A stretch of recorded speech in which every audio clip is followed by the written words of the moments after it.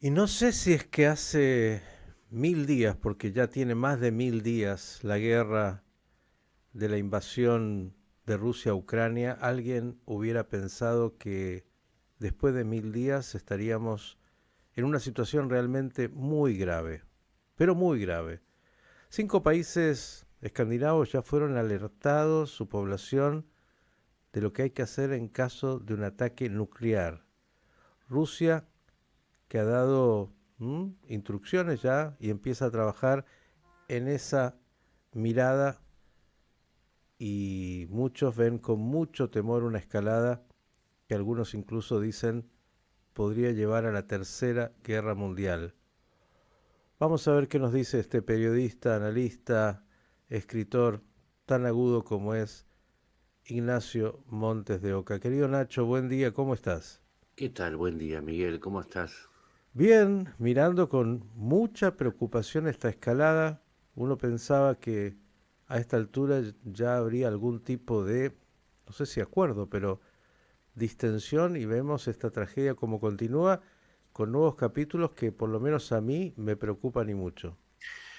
Entonces mi trabajo va a ser llevarte un poco de tranquilidad, porque entre Ucrania, Medio Oriente, Venezuela, parece que vivimos asediados por una realidad que nos obliga a estar casi en alerta todo el tiempo. Pero vamos a los datos, porque a veces estos temores son fruto de eh, no conocer la profundidad de lo que está pasando y me propongo a darte un poco de tranquilidad si es posible. Bien, eso viene muy bien. Bien, la reacción ayer de Rusia anunciando un cambio en su doctrina militar es parte de una guerra psicológica que está desarrollando a partir de, diría, de la primera invasión de 2014. Y básicamente es el mismo tipo de extorsión que hace Norcorea en el Extremo Oriente. ¿Por qué lo digo? Porque vamos a los datos. Ujú. Lo que ayer anunció Rusia en realidad era un anuncio viejo.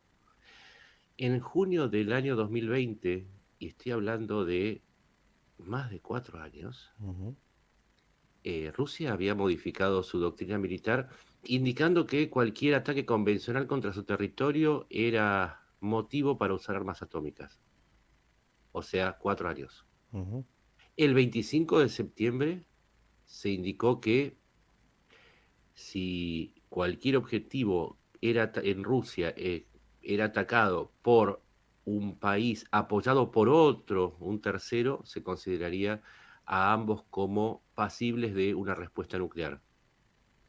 Es decir, lo que sucedió ayer en realidad es un regurgitar de la misma amenaza y para quienes seguimos el conflicto de Ucrania, esta es la amenaza nuclear número 114. 114. Vamos a más números para que se entienda. Se dice que Rusia es la mayor potencia nuclear. Sí, sí, pero no. Y me voy a explicar. Se supone que Rusia tiene un total de 5.889 ojivas, frente a las 5.244 de Estados Unidos, 225 de Reino Unido y 290 de Francia. Me seguís con los números, ¿no? Porque Sí. es muy importante. Ujú. Ahora bien, vos si tenés un arma nuclear, que tengas el arma en sí no significa nada, porque vos la podés tener durante 30 años y el material fisible estar vencido, los detonadores fuera de estado, pueden estar con falta de mantenimiento. Entonces ahí los que trabajamos en esto, lo que contamos es cabezas desplegadas, es decir, ojivas armadas y puestas en un lanzador o en un vector, listas para ser utilizadas. Y es ese el verdadero poderío nuclear. Ujú. Ahora, si vamos a Rusia, tiene 1687. Estados Unidos tiene 1700. Francia y Gran Bretaña tienen 200 cada uno.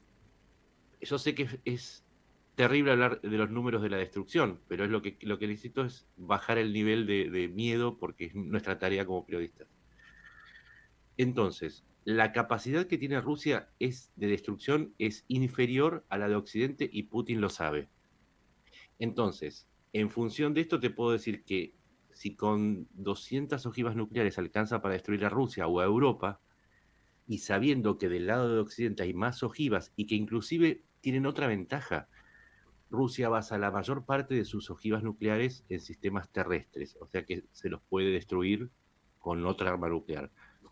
Estados Unidos, Francia y Gran Bretaña tienen la mayor parte de sus ojivas en buques que están navegando en el mar. Es más, Ujú. un submarino tipo Ohio lleva misiles Trident, para hacerlo más sencillo, y cada uno de esos puede llevar hasta 24 bombas atómicas. Esas están en el medio del mar, son indestructibles. Están por ahí en el borde del Ártico, en algún lugar que no los pueden destruir. Es decir, Occidente conservando la capacidad de destruir a Rusia, y esto que parece algo terrible, es a la vez una disuasión para que Rusia ataque. Y es por eso que cada vez que Rusia está 140 veces estableciendo, Amenazó. Occidente le respondió pasando esa línea roja que tiene que ver con que no le podían dar a Ucrania misiles, no le podían dar los HIMARS, no le podían dar tanques, no le podían dar eh, aviones F-16. Mm.